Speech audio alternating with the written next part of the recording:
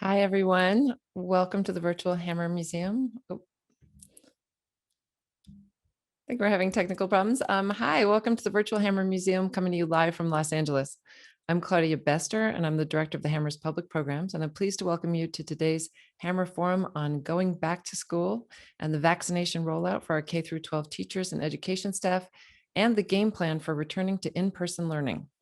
The Hammer Forum is a series of public discussions about current social and political issues, and it's made possible with support from the Rosenbloom family. Now, I have just a few quick notes for the audience. Please note that this program is being recorded and will be available later on the Hammer website. The program is conducted via Zoom webinar, so we can see your names and anything you type into the chat or the Q&A boxes. And we'd love for you all to introduce yourselves in the chat box and feel free to talk with each other there. And the Q&A box is where you type in questions you have for the panelists. Now, on to tonight's program. All over the US, parents, teachers, students, and employers are all wondering, when will schools reopen for in-person learning? We've all seen the reports about the dire consequences of having schools closed. Students are losing a year of socialization and falling behind in academics. Parents are losing their minds, and there's a real economic fallout as parents struggle to balance their jobs while having kids at home doing school online. In some areas, there have been attempts to force teachers back into the classrooms without vaccinations nor modifications to improve ventilation and air quality in schools. Some epidemiologists have reported that it's safe to reopen schools now without getting all of that into place, and many teachers disagree. Then, in the past 48 hours, there's been a lot of change here in California. As of yesterday, teachers became eligible for the COVID vaccine, but is there enough vaccine to cover them? Are some teachers going to be prioritized over others based on health risks or on the COVID risk level in the communities they serve? If teachers get a first dose vaccine in the next 2 weeks, when is it realistic to think they have enough immunity to go back to the classroom? It takes 6 weeks, but there's a push to open schools in 4 weeks. So we are going to attempt to get to the bottom of all of this. What is safe and for whom, and when is it realistic to reopen schools? Tonight, we have speakers from the LA Unified School District, from the capital of California in Sacramento, and from Virginia, giving us the lay of the land as it stands today. We've asked them to join the Hammer Forum tonight to help us make sense of it all. Dr. Eric Feigl-Ding is an epidemiologist and health economist and an adjunct senior fellow at the Federation of American Scientists in Washington, D.C., and chief health economist for Microclinic International. His work focuses on the intersection of public health and public policy. In January 2020, he was recognized in the media as one of the first to alert the public on the pandemic risk of COVID-19. He's part of the Federation of American Scientists' work to stop COVID misinformation and to promote science communication with the public. Previously, he was a faculty member and researcher at Harvard Medical School and at the Harvard Chan School for Public Health for 16 years. He has expertise in designing and conducting randomized trials, systematic reviews, public health programs, public policy implementation, and leveraging big data for improving health systems. Dr. Feigl-Ding graduated from Johns Hopkins University with honors in public health and completed his PhD in epidemiology and nutrition. He's published in leading journals, including the New England School of Medicine, the Journal of the American Medical Association, The Lancet, and Health Policy. And just this week, he co-authored an open letter with a list of recommendations and demands for making in-person learning safe in K-12 schools in Virginia. Now, many of us know LA School Board member Jackie Goldberg from her 7 years in the LA City Council and her 6 years in the California State Assembly, but not everyone knows that she began her career as a teacher in the Compton Unified School District, where she taught for 16 years. In 1983, Jackie was elected to the LA Unified School District Board of Education, where she served for 2 terms. Her leadership there was instrumental in creating a district-wide K-12 dual language education program, improving curriculum in reading, math, and science, and building new schools to address overcrowding. Later, as chair of the State of California Assembly's Education Committee, she oversaw state education budgets and authored 2 state education bond initiatives that provided LAUSD funding. Recently, she was reelected to the LA Unified School Board, where she now represents District 5. Journalist Ricardo Cano is one of the leading education reporters in the country. He covers California education for the nonprofit, nonpartisan newsroom Cal Matters. Cano joined Cal Matters after spending 3 years as the education reporter for the Arizona Republic. He's been a finalist for the Livingston Award for Young Journalists an Education Writers Association Award for Data Journalism, and 2 consecutive Arizona Press Club Awards for Public Service Journalism. Our moderator tonight is Loyola Law School professor Jessica Levinson. Levinson studies the law of the political process, including election law and governance issues. Her work focuses on ethics, political corruption, ballot initiatives, redistricting, and state budgets. She regularly appears as a legal and political expert on television and radio and in print. She's the host of the podcast Passing Judgment and has a weekly legal segment on NPR member station KCRW here in Los Angeles. She's also an op-ed contributor for NBC.com and legal contributor to CBS News, and the Associate Director of Loyola's Journalist Law School. Professor Levinson served as the president of the Los Angeles Ethics Commission until 2018. She's also the founding director of Loyola Law School's Public Service Institute, which is dedicated to creating the next generation of leaders in government service. So hello and welcome, Dr. Eric Feiglding, Jackie Goldberg, Ricardo Cano, and Jessica Levinson. Hi, everybody. And Hi. hi, Claudia. Thank you so much for allowing us to have these discussions and allowing me to take part in them. When I feel like everybody I talk to, the topics are what's happening with COVID, when am I going to get my vaccine, and are my kids going back to school, and is that going to be safe? So I'm really happy that we're having this conversation now. I'm going to do a very slightly longer than usual because usually it's about one sentence introduction. And then I'm going to turn it over to Ricardo to just briefly talk about what the deal was. What is the deal between Governor Newsom and the lawmakers? And then I want to hear from Jackie Goldberg about what is happening on the ground in Los Angeles. And Dr. Eric Feiglding, we are going to talk all things science and what is safe for everybody in the classroom. So what has happened even today? When we planned this panel, it feels like 100,000 years ago in COVID time. I think it was only about a week and a half ago, but so much has already changed. President Biden tweeted today at 1:30, "Today I'm directing every state to prioritize educators for vaccination. We want every educator, school staff member, and childcare worker to receive at least one shot by the end of this month. It is time to treat in-person learning like the essential service that it is." Now, obviously, a lot went into that statement. We are now nearing the 1-year anniversary of when schools shut down. I remember this day and that last school pickup very well. And the question is how we can safely reopen schools. And as Dr. Eric Feiglding said when we were talking in the green room, this is the most important topic of our time. Now, everyone, obviously, whether they be a teacher, a parent, a student, understands the importance of meaningful education. And the question again has been, how do we open safely for everybody who's exposed in a school? In many ways, we seem to have said that in-person teaching is essential, but the question is, are we treating our teachers as essential workers? Now, after months of very contentious negotiations, Governor Newsom and members of the legislature apparently reached some sort of deal to reopen schools. This is where I'm going to turn it over to Ricardo soon. The legislature is set to vote on Thursday in just, I think, under 48 hours. And Governor Newsom has said that he will quickly sign the bill into law. Governor Newsom seems to be trying to incentivize schools into opening by promising more funding or by saying, I'm going to withhold funding. But the deal still leaves it up to the school boards, administrators, and teachers unions to determine how that can happen, which means schools are not required to open, and which obviously means that people on quote unquote both sides seem to be dissatisfied with this particular deal. So we're going to explore questions about how schools can reopen and how they can do that in a way that respects the safety of teachers, school staff, and students.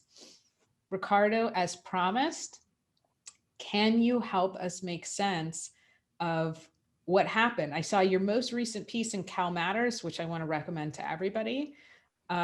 You said schools that remain closed would have to explain why, and they would lose 1% of grant funding for every school day that they're closed past April 1st.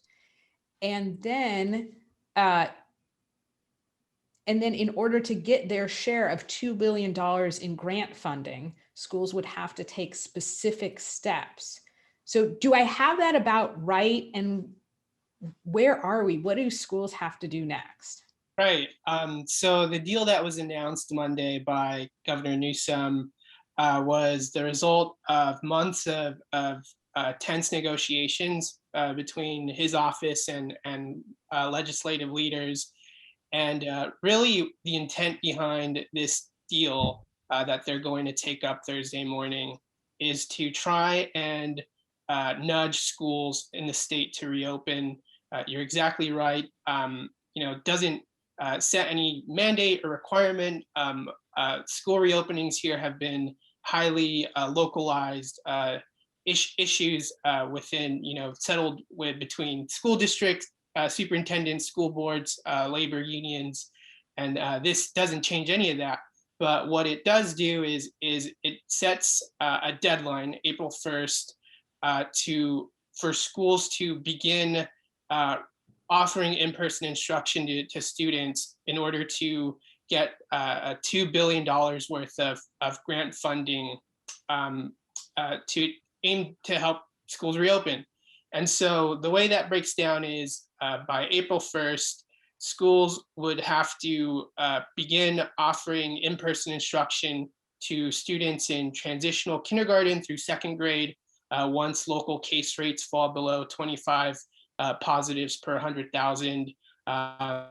Once a school red team would have to expand that to students through sixth grade, as well as one full middle or high school grade, with the intent, as the governor mentioned yesterday, to get schools and educators to dip their toes in the reopening water, so to speak. And high needs students, students with special needs, students who don't have adequate internet at home, who are at risk of child abuse or neglect, would have to be offered in-person instruction and services, regardless of what the local public health picture is, regardless of tier status. And so those are really the main requirements that schools would have to meet in order to receive some of their share of the grant funding.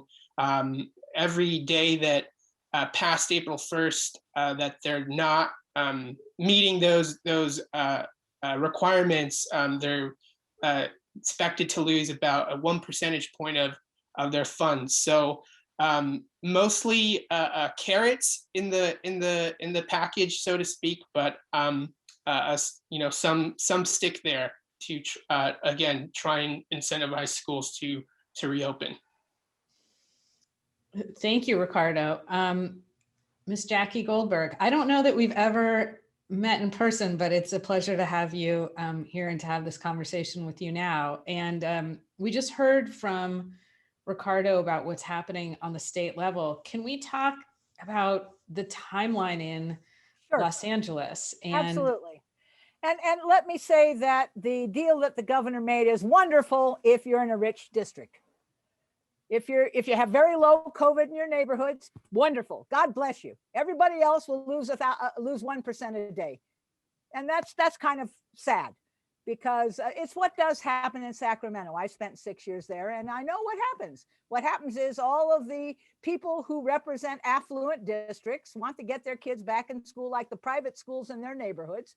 And so the deal was, you can go ahead and do it if you're in the red level, but we won't be red in Los Angeles. So we're not going to have that deal. However, nonetheless, the change of saying that we can get vaccines means that probably if you're looking at Los Angeles Unified, my best guess is April 15th. Let me tell you why. First of all, this Thursday, we will begin reopening employee childcare, voluntary in-person services, including tutoring and also assessments for special ed in person. We will allow athletic conditioning in small, consistent cohorts, and we will have services for students with special needs. That's all beginning on Thursday. However, our transition plan will not allow us to open up by April 1st. And here's why. We believe that a district like Los Angeles has neighborhoods, and I'll just take a couple that I happen to personally represent. Let's take Southgate and Maywood and Cudahy. Cudahy right now has a 30% infection rate. 30% infection rate. So your child goes to school from Cudahy to an LA Unified school. The adults have not been vaccinated, right? If we go on April 1st, we won't be done. And the kid comes home sick with the illness, but no symptoms, and gives it to the whole family. And he already got 30% of that city already ill. In Maywood, it's only 22% of the city is ill, but that's higher than the county by a lot. Okay, so we have to look at this from the point of view of the safety of the families of the children we work with, as well as the children. And the only way we can guarantee their safety is to have the adults be vaccinated. So that's what we're doing. We also have a few other things that we're doing, which I think are really wonderful. First of all, we will have a daily screening when we reopen. And that daily screening comes with a app that we have worked with Microsoft to do, and once we've tested it, they're going to sell it to the rest of the country. That's their, if people want it. What the app asks every morning to every child and every adult who will be on a campus is, do you have any of these symptoms? Are you feeling sick? Do you have a headache? Are you coughing a lot? Do you have a cold? How do you feel? Do you feel fine? They check yes or no to all those questions. They get a QR code on their phone, which is the phone or the device they're already using in distance learning. So it's not a new device to them. And if they forget their device, then we have people out in front of the school who will ask the same questions. Everybody will get their temperature checked. We will have weekly tests. Testing is critical. And I don't think a lot of districts are doing nearly what LA Unified is going to be doing with testing. But that's because we have already done about 50,000 tests in our district already. So what does the testing do for you? What the testing does for us is it lets us know that a pod might have a person in it that's ill, either an adult or a kid. That lets us let the county know. We will then trace it. We will close perhaps that pod, but we won't have to close the school. In addition to which, we are looking very hard at the whole question of how we're going to be sure I'm getting my notes back up again. I'm sorry, they closed on me. We're going to be looking at all of the things that need to be ready at the schools. Our schools are ready. We have already put N95 filters into all of the air conditioning. We have already taken all the rooms that had the windows sealed and closed and reopened them, because fresh air is a critical part of reducing the spread. We've already put in PPE for all of the kids and the adults, and we've also given them order lines to order as they need them as they are used. We've already changed the distancing in the classrooms. We've already put in extra hand sanitizers and extra, in a few places, extra bathrooms, because we had to close every other stall in the bathrooms for social distancing. We will have, if we get the doses of vaccines that we've been promised, and of course, you don't ever know that. That's the problem. But if you get the vaccines we have been promised, we will have everybody in an elementary school in our district vaccinated by the end of March. 100%, including the bus drivers, including the custodians, the healthcare workers, the teacher aides, everybody will be vaccinated. If that's true, 2 weeks later, the last person who got vaccinated will already be cleared. So that's why we're looking at mid-April. Now, people say, oh, hurry up, do it on the first, save money. Money is not important. Lives are. We cannot guarantee to the parents sending their children that the school is safe unless all the adults are vaccinated. And we know that children will come who are symptomless, who are infected, which is why we will continuously test. We have, knock on wood, the help of UCLA's medical people, Stanford's, and Johns Hopkins University. Those three have outlined a coordinated method of testing each day, each week, to make sure that we catch early outbreaks and we deal with it. We will not just open pre-K 2, we will open pre-K, TK to 5 on the 15th, unless we don't get enough vaccinations. Now, people have said, oh, what will you be going to? It will be a hybrid plan. Do we know what it is? No, we are still finishing up negotiations and conversations with UTLA. Now, people have tried to say, oh, it's the teacher's fault. No, the collaboration, and I've been doing this a long time, the collaboration between the teachers and the district has been marvelous. Everybody is working together for the same goal, to open safely. Teachers who used to teach on campus when we closed everything down in December, when we had the high spiking of the disease, are already, those vaccinated, already going back to their classrooms and opening up their rooms and getting them ready to teach from. We will then do two things after we have a final decision between the teaching staff and the district as to what form of hybrid we will do. We will then send out texts, emails, and phone calls to all parents saying, parents, here's the hybrid form. Do you want your child to come back to school now? And based on that, each school will then decide how many teachers it needs online and how many teachers it needs in person. It may need all the teachers in person. We do have some rules that say if you are a person who has a problem with your health needs, you have immune problems, or you're a cancer recovering person or whatever, those folks will definitely be our online teachers. We've already been told by some parents that they intend to stay online, so we will probably have a little dancing going on to make sure we've matched the online people with the online teachers and the in-person kids with the in-person teachers. But there is already a document that everybody can see on achieve.lausd.net. You can see the parents' guide to reopening schools, and you can see the principal's guide to reopening schools. And there are checklists. And once the checklists are done, then the schools will, and we've got the surveys in and out, we'll ask the teachers who wants to not be able to return to school because of health reasons. That's the only reason they will be exempted. So who wants to be, who needs to be, it's really not one, who needs to not come back in person. Once we've got those numbers fixed, then we will begin the process of reopening schools, TK5, with all of the things done that I've mentioned. We are, as far as the national guidelines of CDC, we are ahead of the game. Los Angeles has, during this period we've been closed, we have done stuff to every single school. As I said, including such weird things as unsticking windows that we closed to keep the air conditioning to work better. And now we're reopening those windows because we know that air is a part of the solution. Fans are a part of the solution.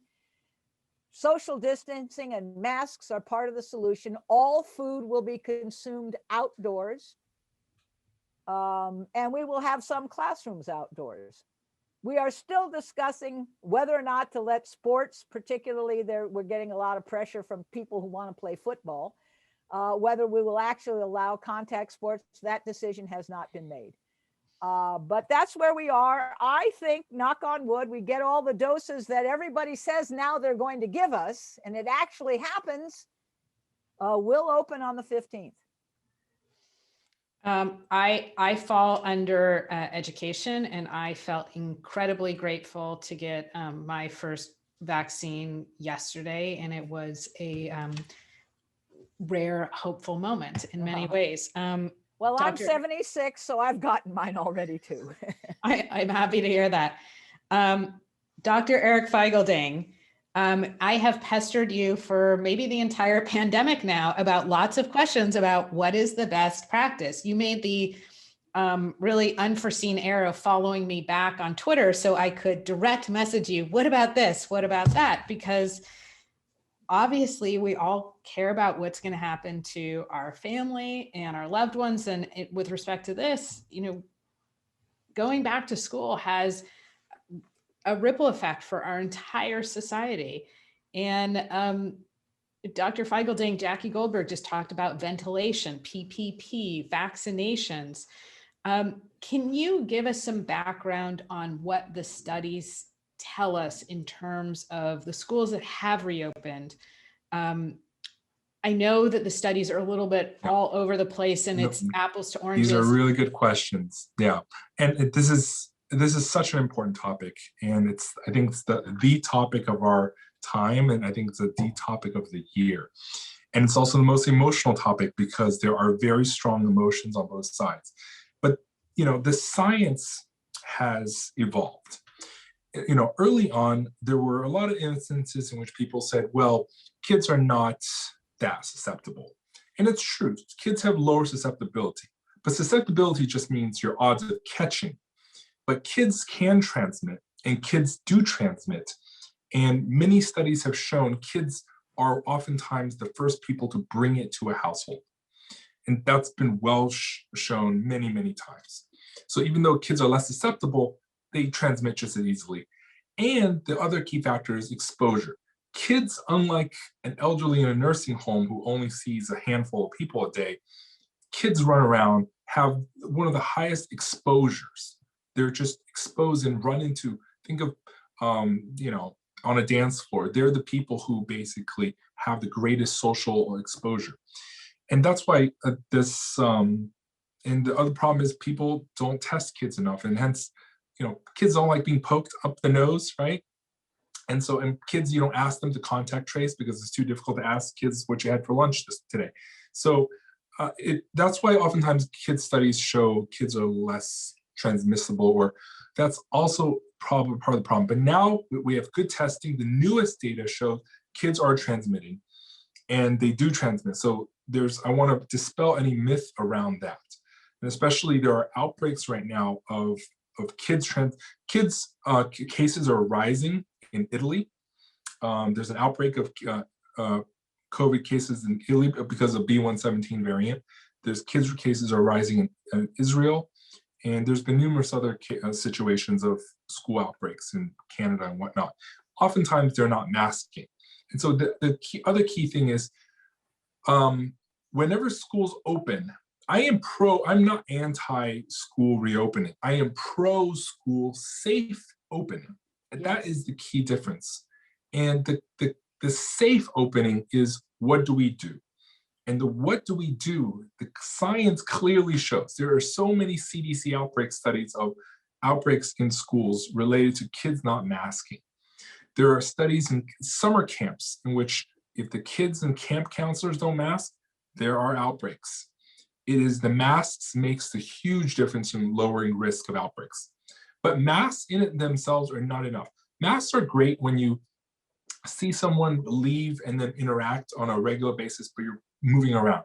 But if there are 20 kids in one classroom, and we know many classrooms are even bigger, and they sit there for many hours, or such as a school day, the aerosols leak from the mask, which is very common, and they build up in a room. And so the key thing is ventilation. In environmental health, we oftentimes say the solution to pollution is dilution. The pollution here is these infectious aerosols. The dilution is ventilation or air cleaning. And I say ventilation very generically, but it could be natural ventilation. It could be HVAC system, but we know not every school has good HVAC system. And it also is air cleaning, whether it's by HEPA filters, portable HEPA filters. You bring in this little box, $200, and it can clean a room. Usually it can clean a 400 or 500 square foot room pretty easily, one of them. And there's also UV. There's portable UVs, but there's also upper air UV. And upper air UV is really key because these portable HEPA filters are good for a self-contained classroom, but they're not good for gymnasiums, auditoriums, indoor swimming pools, indoor unmasked cafeteria. And we know that indoor dining is not safe. There is no universe in which indoor dining is safe. So if indoor dining is not safe, there is no universe either in which indoor unmasked school lunches with shouting kids is safe. That universe does not exist. So we cannot there are a lot of sweet little lies that we tell ourselves, oh, it's okay. It's only for kids can just eat for 15 minutes, or kids can eat in their classrooms with these plexiglass dividers. No, that is not enough. Ventilation, and you need enough. And enough is that you need 5 to 6 air exchanges per hour. That 6 is about airplane standard, basically once every 10 minutes. Actually, airplanes are even higher than that. But the key thing is oftentimes many of our schools are under-ventilated. Even if you have an HVAC system, the ventilation in most classroom schools is around 2. That's 1/3 of the optimal of 6, right? Minimum of, bare minimum of 4. 4 is like, okay, during non-pandemic times. But this is why we recommend 5 to 6. So that's why to make up the difference, you have to have portable HEPA filter, which this weekend, and I don't know why they dropped it so late, but CDC released their second school reopening guidance, and that is you must have ventilation. The ventilation is part of the second guidance. And ventilation, HEPA filters, UV, they mention them all. And again, this is upper air UV. Either it's UV in a box, so there's no light, it's just the air sucked through the box, or it's upper air UV where the light points upwards, there's no light that shines on people, and it zaps all the air every time it circulates up and down into when the air goes into the ceiling. So there's no exposure to kids in danger like that. So they're all recommended by CDC, but CDC now has come out fully for ventilation and air cleaning in schools. And so safe reopening is key. But the problem, of course, is, well, our teachers will say, well, our windows don't open because of some school gun safety issue. Another one of those terrible things as a result of gun violence. Or our ventilation is so old it barely runs. Or it's North Dakota. You can't expect us to open the windows in the middle of winter.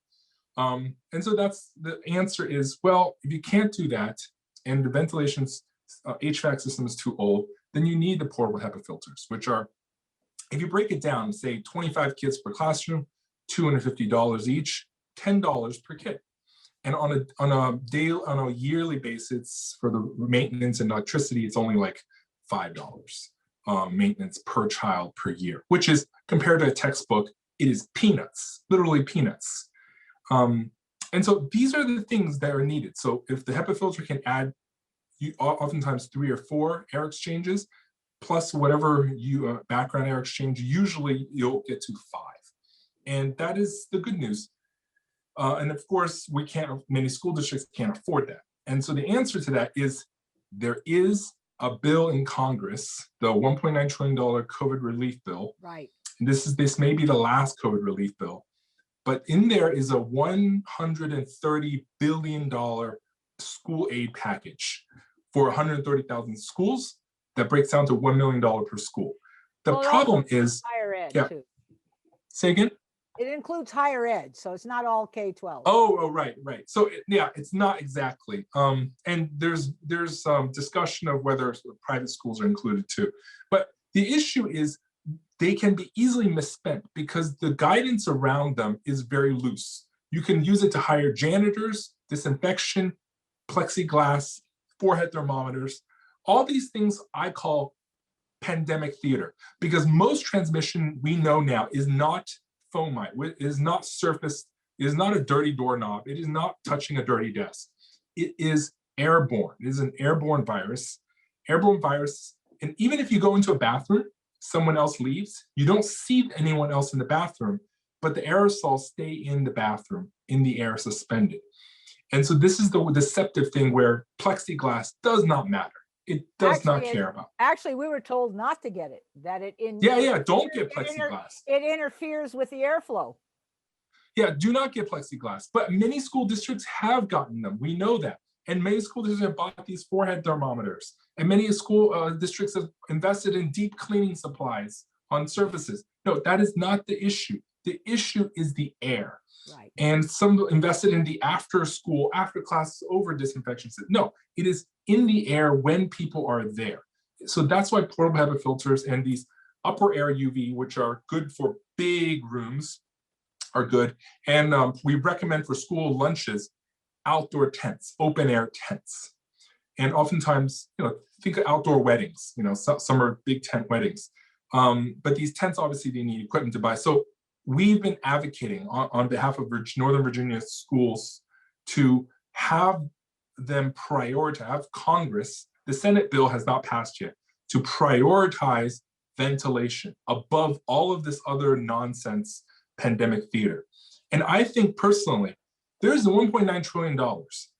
If we screw this up, we are basically burning $1 billion worth of everything else, because this is the most important thing. Outbreaks, because we know from epidemiology that kids are the #1 source of bringing cases to a household. Children are the #1 source. Yeah, that's from the UK government official, their SAGE coronavirus task force. So this is a well-known thing. And so if we screw this up, even if we vaccinate teachers, and I'm very happy today that Biden announced that they will vaccinate all teachers by the end of March, will offer it. But even if we vaccinate all teachers, that is not preventing child-to-child, household-to-household transmission via the school. And that is what is so critical with, this is why ventilation and air cleaning is really the name of the game here. And if we screw this up and people waste that money that we could buy enough of these for every classroom in America, we will have thrown away so much. All this contact tracing funding, it will have very little effect if we screw this part up. Thank you for that. And you have been beating the drum on ventilation for months now. And Ricardo, I'm going to ask your patience for a moment, because I know that Jackie Goldberg has to leave shortly. I'm sorry, I apologize, but I didn't get this in time, and I got out of one, but I couldn't get out of the other one.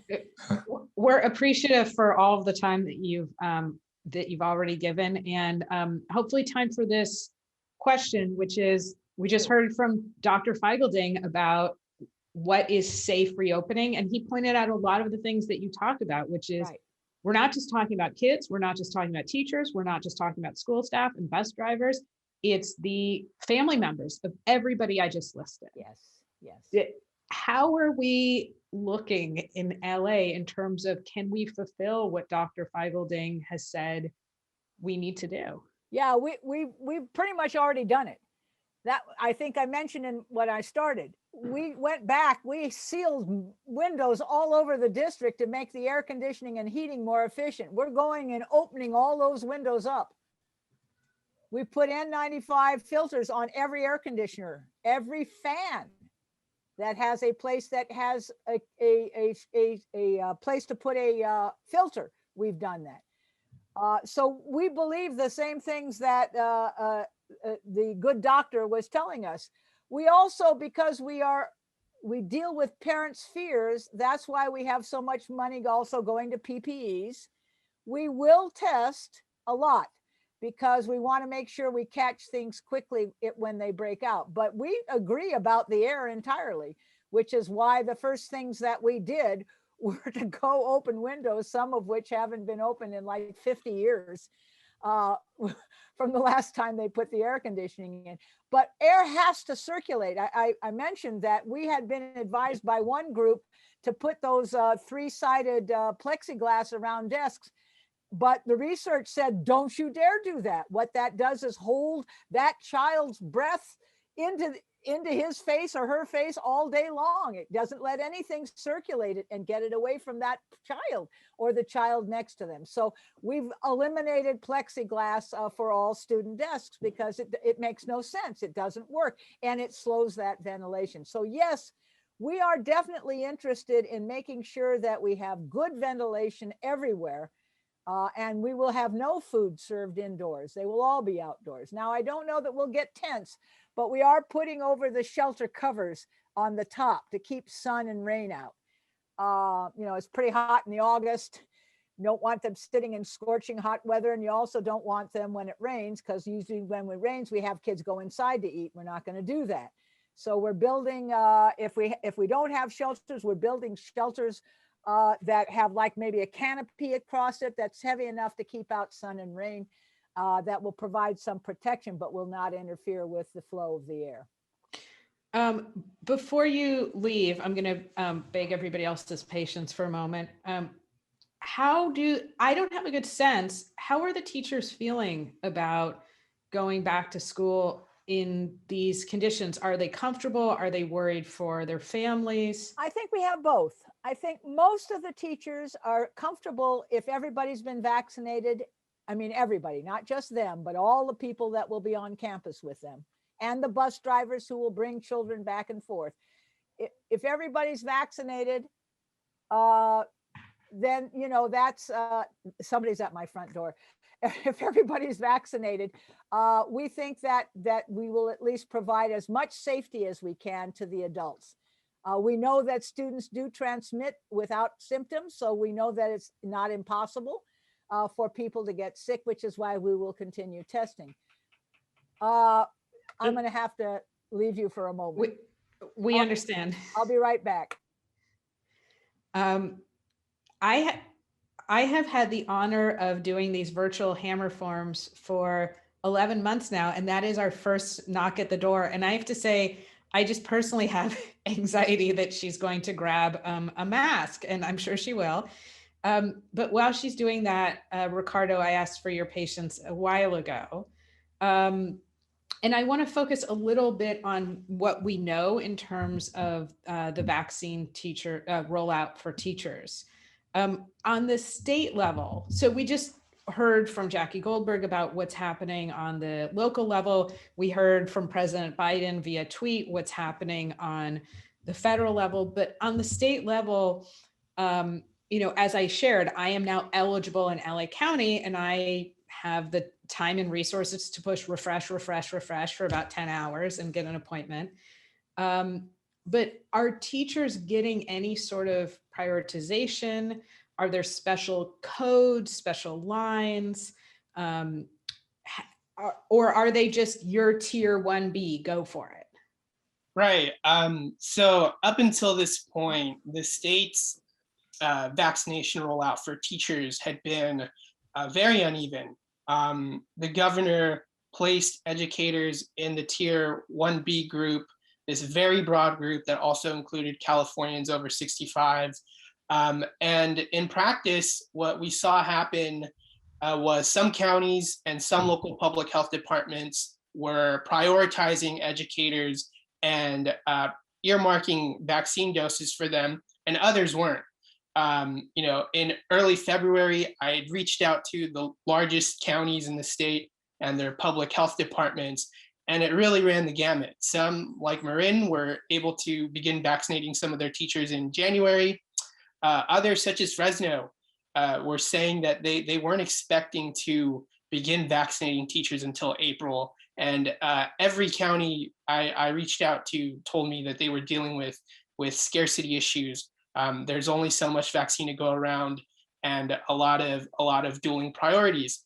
And so what we've seen happen in the last 3 weeks is the picture has changed fairly dramatically, at least on paper. Last week, the governor announced that the state was going to begin earmarking 10% of vaccine doses for teachers, and that's going to be codified in the legislation that will be taken up Thursday, and that amounts to roughly 75,000 doses a week. LA County this week got about 50,000 doses. So availability has trended upward, but Jackie makes a fair point. You know, the state has plans to roll out things a certain way, and that sometimes doesn't end up panning out in practice. But the state is trying to prioritize vaccination doses based on equity, essentially factoring in the proportion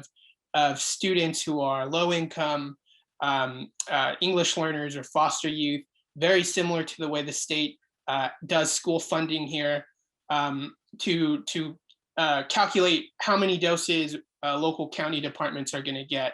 And that's been you know, really key sticking point in the reopening discussions. The governor has changed tone a little bit. In January, we heard him say that if we wait for vaccinations, for teachers to be vaccinated, then most schools aren't going to be open. And obviously last week he announced that there will be 10% of doses earmarked. So there's been a shift in tone, a shift in availability, and county education departments are going to be tasked with helping dole out the vaccine codes to educators. Educators are going to be able to use those codes on the My Turn website to schedule appointments. And 2 FEMA-run mass vaccine sites in Oakland and LA are going to be vaccinating exclusively teachers later this week. So Well, that's news. I didn't know that. yeah, the governor, it was part of his announcement yesterday. And again, will it be enough to get past that point to reopen? We'll see. We've seen some large school districts, Long Beach Unified, which has the benefit of running its own public health department. They began prioritizing teachers, in earlier this year, and based on that, they're tentatively planning to reopen campuses for some elementary students starting March 29th. Oh, you can't depend on anything, because we were told this morning to send 5,600 doses back to the county after they had sent them to us. So that puts us way behind our own schedule. That's the problem. You can't depend on anything. You don't know. They tell you that you're going to get X, and then they call you up in the morning and say, well, we sent you too much. We need 5,600 doses back. Well, that's 5,600 school employees that aren't going to get vaccinated today. That's the problem. Did the county say why? I don't know. I wasn't in on the call. I just know that we got a message from our folks that are doing the scheduling that we had to contact a bunch of people and tell them not to come because the county said that they were short 5,600 doses or 5,200. I can't remember. It was one of the two. And we need to send them back. So, I mean, okay, we'll send them back. I mean, obviously, maybe it's a nursing home. I mean, I'm not saying that there aren't priorities besides us. But once that begins to happen, then people begin to think that, well, maybe April 15th is not even possible. We're really pushing hard to get everybody vaccinated. We are calling people, we are setting them up, we are letting them know where to go, we are taking them there, we're doing whatever we can.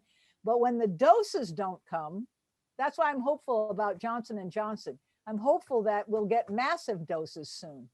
And that it'll be 1 dose and we'll get a lot of people vaccinated. That's really all we're waiting for, because the decision of which type of hybrid, we're going to solve that in the next day or 2 or 3. I mean, because the problems that people are working out are the problems not of, I don't want to go back. It's the problems of what happens to a class where 20 of the 24 want to come back and 4 don't, versus a class where 12 and 12, or 2 want to come back and 22 don't. Those are logistics that the teachers and the district are trying to work out how to deal with. Once we get that, there'll be an agreement. I don't have any reason to believe there won't be an agreement by the time we get everybody vaccinated. Our real need is to get people vaccinated. And the other real need that no one wants to talk about is that the cases coming down can't just plateau and stay there. Yeah. We have to go for zero down. COVID. They have to keep going down. Yeah. Otherwise, nothing we do will make us safe. Yeah, and it's there's an analogy I oftentimes use. If you have high cholesterol and a doctor tells you to stop eating bacon and sausage for a month, and you go vegan, and you lose weight and your cholesterol starts dropping, it's not going to get better if you suddenly go back onto bacon and sausage, right? That universe does not exist. And unlike cholesterol, you can actually slam it down to zero. And I always tell people, a virus can't mutate if it can't replicate. And this is just so key, that if we get to zero, then you can actually have your normal life back and not have this yo-yoing. And so it's this short-term desire for governors to have this short-term political win, because I want my triumphant win of, hey, we're reopening again. That will actually cost you more in the long run. And it's just that long-term political horizon that's just so key and lacking sometimes. I'm gonna, Jackie Goldberg, I think you need to leave in about 60 seconds. So do you have time for, it sounded like there's going to be a deal with the United Teachers of Los Angeles, with the UTLA, you think within the next day, is that? I would say a week, maybe, because what they're working out are what ifs, the what ifs, the what ifs. So if I have, all of the parents have said they want their kids to have the same teacher, right? Okay, so if they have to have the same teacher and 20 are at school and 4 are at home, how does the teacher do that? Is there simultaneous teaching to the people at home and at school? Or, so that's what we're working out. We're working out how to make this actually happen when we don't know exactly how many kids will come back versus how many kids will stay home. Okay, that's taking some thinking, and everybody's thinking together. So I'm not going to say it'll be a day or 5 days. I just will say I do not believe in any way, shape, or form, if everyone's vaccinated, that will be a problem. I do not believe that will be a problem, because the collaboration has been so cordial up to this point. I do not believe that it will be a problem. So I hope it will be in the next 4 or 5 days. It gives us more time to have the parents decide whether they want to come back or not, because we have to agree upon what type of hybrid it'll be. Okay, but that's the situation. Is basically, I have not seen anything yet with the discussions. We don't even really call them negotiations. The discussions with teachers that would make me believe that they would be a hold up to once we got everyone vaccinated. I just don't think it's going to happen. Jackie Goldberg, with that, 6 o'clock. Thank you. Thank you. I'm sorry to run out on you. We appreciate your time. Okay. Dr. Feigl-Ding, I cut you off while we were talking about my most favorite topic, which is zero COVID. Yes. So just for a moment, and this is a forum about teachers and vaccines, but I think it goes directly to that topic. We're all much more comfortable if we can obtain zero COVID. Is that obtainable in the United States? My answer is yes. Zero COVID means let's get to a place where on regular basis, we get 0 cases. It doesn't mean that the whole country have to be 0 at once. If we're 0 in our local region and we have tight controls of our local region, then I think you can definitely go for 0 and then protect your perimeter of your 0. And it's doable because, import cases don't count because those are the ones the source for. But community transmission, 0 community transmission, or 0 on most days is the goal. And it's basically what we need to do for that is to especially it's easier to hold the virus back now when the cases still oftentimes are the old variants, which are less contagious than the new variants. Once a new variant sets in, you're going to pay a lot higher price to stop that virus.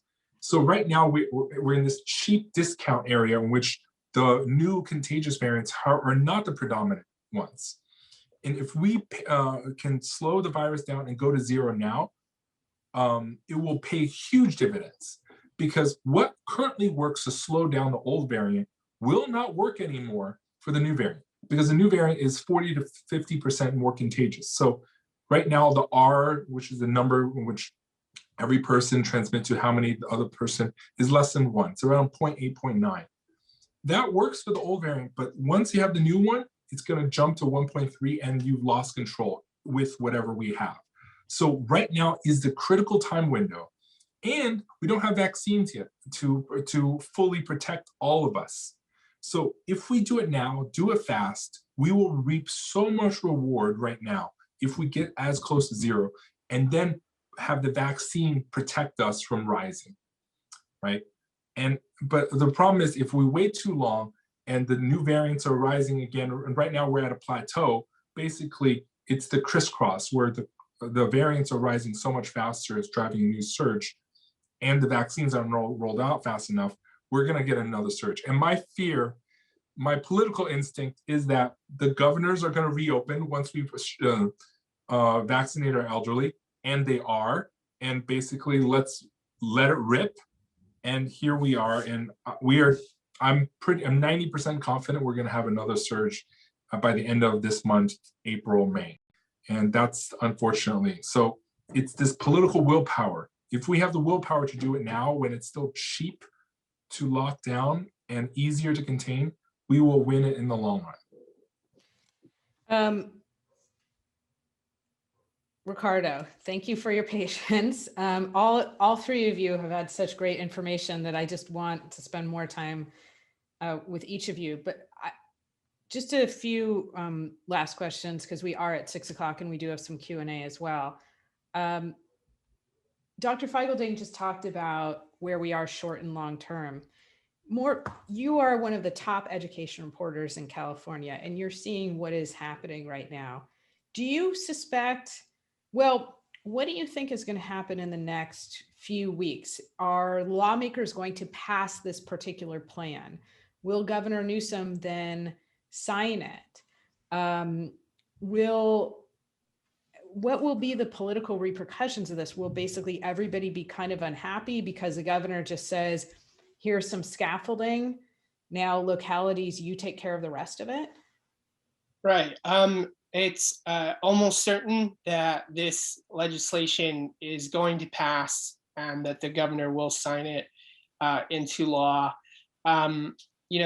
It's not clear at this point, to be honest, what the impact of that is going to be. Again, this is, we have 1,000 school districts in the state, and 1,000 school districts that each have the ability to decide what they're going to do, how they're going to do it, when they're going to do it. What the governor and the legislature came to agreement on doesn't change. I think that we are seeing some movement.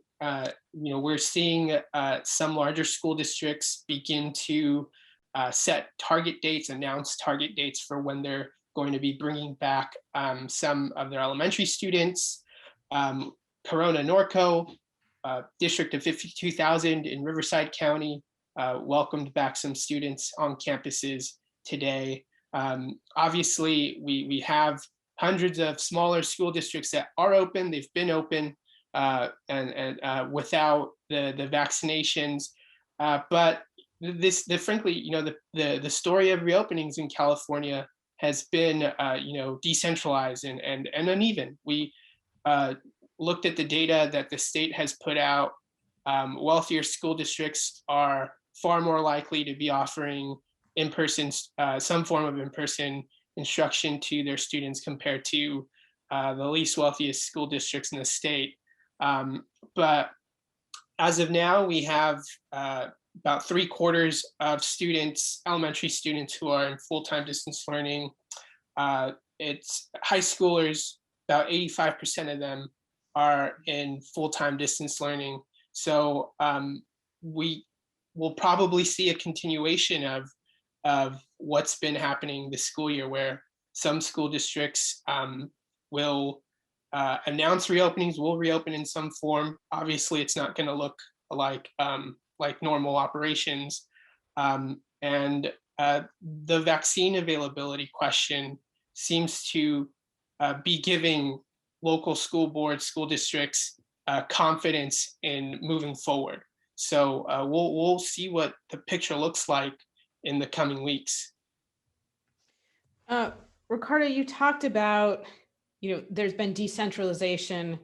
You talked about inequality. I mean, the story of the vaccine rollout, the story of who we prioritize, feels like a story of inequality in so many ways. And, forgive me if I asked a version of this before, but is there a specific plan to try and remedy that inequality? Is there a specific plan? You just laid out that, if you're in a wealthier area, you're more likely to be in person. Is there a plan to try and say to teachers in lower income districts, we're going to come to you. We'll have a mobile vaccine clinic pop up. Is there, in other words, is there some sort of plan in place to try and remedy some of these some of these inequalities that we're seeing? Are we going to fast track teachers who are in the lower income areas? I think that's how the governor has been billing this new push to prioritize educators for vaccines. He's mentioned equity, he spoke about equity. The way that the state is calculating how they're going to be allocating these vaccines has an equity component to it. But you're right that there is a sense of frustration. At a budget hearing this morning in the assembly, we heard from Assemblywoman Wendy Carrillo, who represents East LA, and Assemblywoman Cristina Garcia, who represents Bell Gardens. And, they were both critical of the vaccine rollout so far, in the sense that, it really hasn't been very equitable. Families in their community, mostly low income, haven't received the same access to the vaccine as those in wealthier neighborhoods, like on the west side.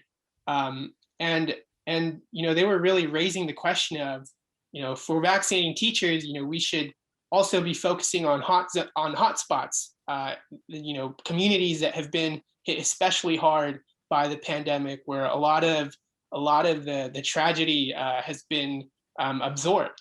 And so there is a sense of frustration, and certainly folks in Sacramento who are raising questions. I think an element of how the state has kind of defined the response to the pandemic and everything is that these are localities largely deciding the who, the what, the when, the where, the how. It's a fair point to say that sometimes that means that there won't be equity to how things play out in practice. Ricardo, I want to come back to you for the Q&A, but I think last question from me for Dr. Eric Feigl-Ding. So I have most of my family lives abroad, and for a lot of people who live particularly in LA, most of their family lives in other states.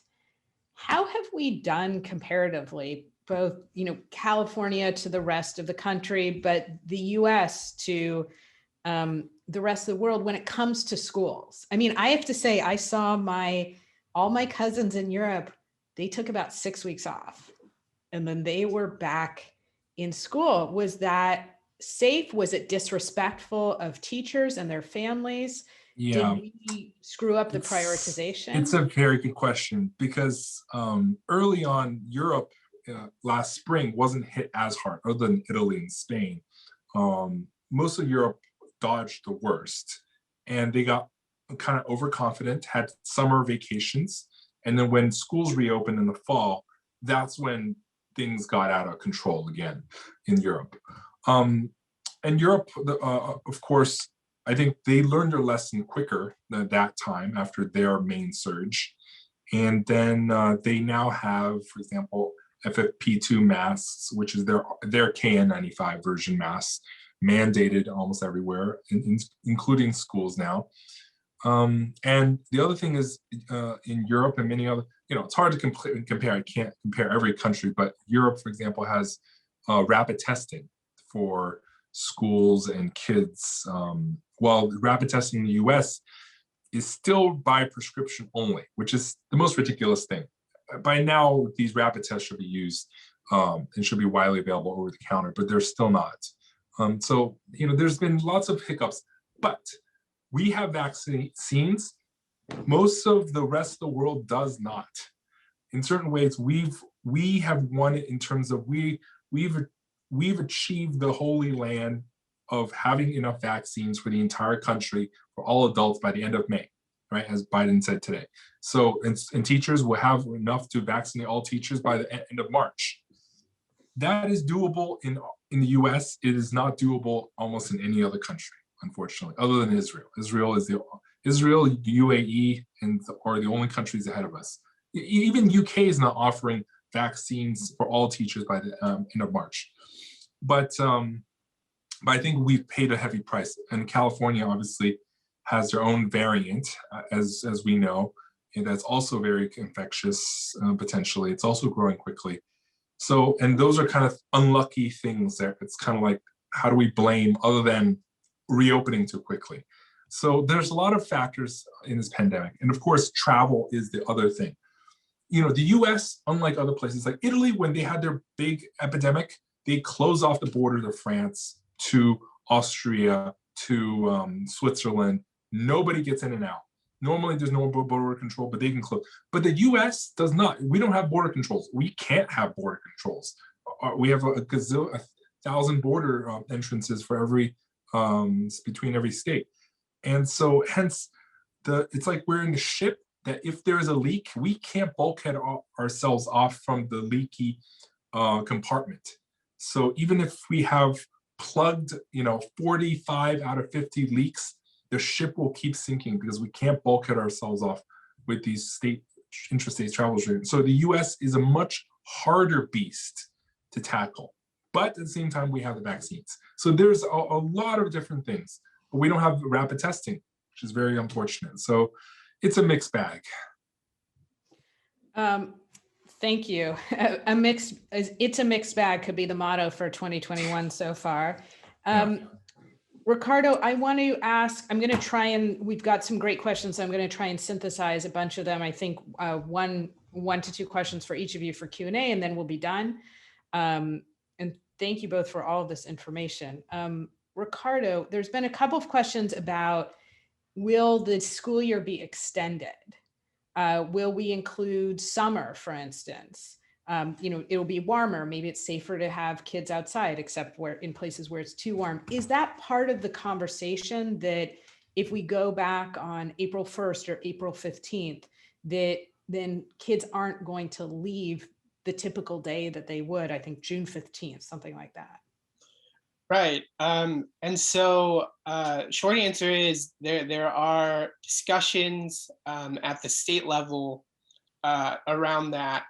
And this package, again, that will be taken up Thursday includes the lion's share of the funding, includes $4.6 billion in mostly discretionary funds to school districts to address student learning loss. And this could mean schools extending the school year. It could mean offering summer school to a broad population of students. We've heard lawmakers this week and last week really say that what they're envisioning is a rigorous version of summer school that addresses some of the impacts to students that happen this school year. The picture is, this is going to be a years-long effort. This is going to be a years-long issue. I think that's what experts I've heard from are communicating. And we're still at a point where we're starting to see data come out that helps illuminate what that impact necessarily is. California is similar to other states. We've lost a sizable proportion of our student enrollment this school year. We lost enrollment went down by about 155,000 students statewide. LAUSD lost 6,000 kindergartners this school year compared to the prior years. So there are beginning to be discussions in the legislature around what the summer could look like. I think the reality is, these are going to be decisions that will be decided in local school board rooms. Ricardo, last question. What's and this is a broader question, but I'm going to ask it just within the context of reopening schools safely. What's the best way to try and advocate if you are a teacher, if you're a member of the teachers union? What's the best way to try and apply pressure? Is it to try to find a group that can apply pressure to the governor, to your local legislator, to your supervisor, to your member of the school board, or is it all of the above? Yeah, I think it's all of the above, but I think if we've learned something from the experience so far, it's that a lot of the discussion and a lot of the actual authority to influence the decisions are with local school boards, superintendents. The governor has signaled that he's not going to set any mandates. He's talked about wanting to move forward with an open hand as opposed to a closed fist. And members of the press corps have asked him whether, and the legislature, whether there would be an appetite to have a mandate to reopen schools, but there just doesn't seem to be that appetite from the governor or the state legislature. And so, these are decisions again that are being weighed at a very intimate level, very local level. And so, and we've seen the picture play out where there are some schools that have begun to reopen, others that have not. But this all depends on where you're at in your local school district. Thank you, Ricardo. And I'm just going to wrap up the Hammer Forum by asking Dr. Feigl-Ding. I'm going to try and combine a couple of questions into this one. If President Biden is right and all adults will be vaccinated, let's say within 8 weeks.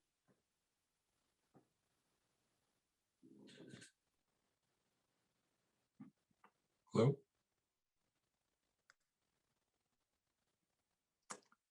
Oh, I think I may have frozen for a minute. Yes. Okay, you're back. Okay, here I am back. Yes. So I think the first time that's happened, luckily, but Claudia was there to rescue me. So if all the adults are vaccinated, then kids go back to school. The first thing you said about kids in school is that kids transmit, period.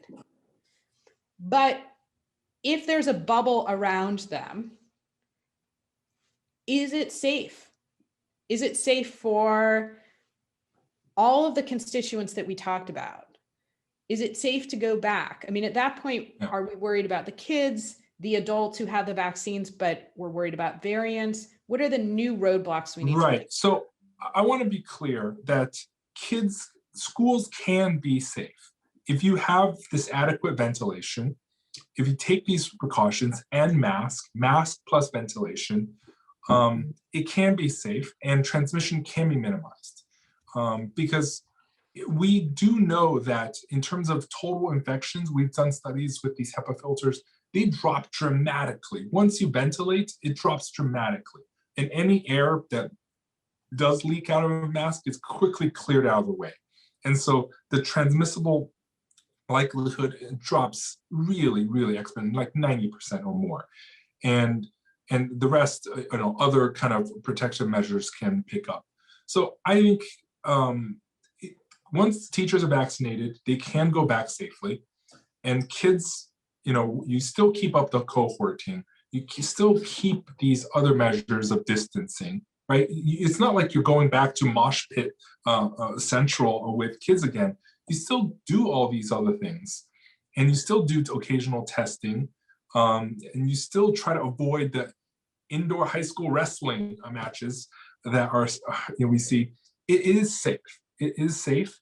And eventually pediatric vaccines will arrive. The only thing is I hope teachers all take it, because we've seen some hesitant, a lot of hesitant people not taking it. And I want to say vaccines save lives, but it's not the vaccines itself, it's people to take the vaccines. Then the vaccines work. And then we can achieve herd immunity through, again, vaccines, not natural infection, because the vaccines have stronger immunity than natural infection. Please remember that. And that's why we can get to a safe place with all these measures together. All right. Ricardo Cano, Dr. Eric Feigl-Ding, Thank you for talking through all of these issues with us. Thank you for answering the questions. I'm sorry we didn't get to all of them. I think there was one other question about when to open middle school and high school, which Ricardo, I know we talked about briefly, and the answer was, we're not sure. And so with that, Claudia, thank you for putting on these Hammer forms. Thank you for letting me be part of them. And should I let you sign us out? Well, I just want to thank all three of you so much for participating and informing our audience about these important issues. I know they're all very grateful. So thank you, thank you, thank you, thank you. And have a great night and goodbye, everybody. Thank you. Feel free to sign off now.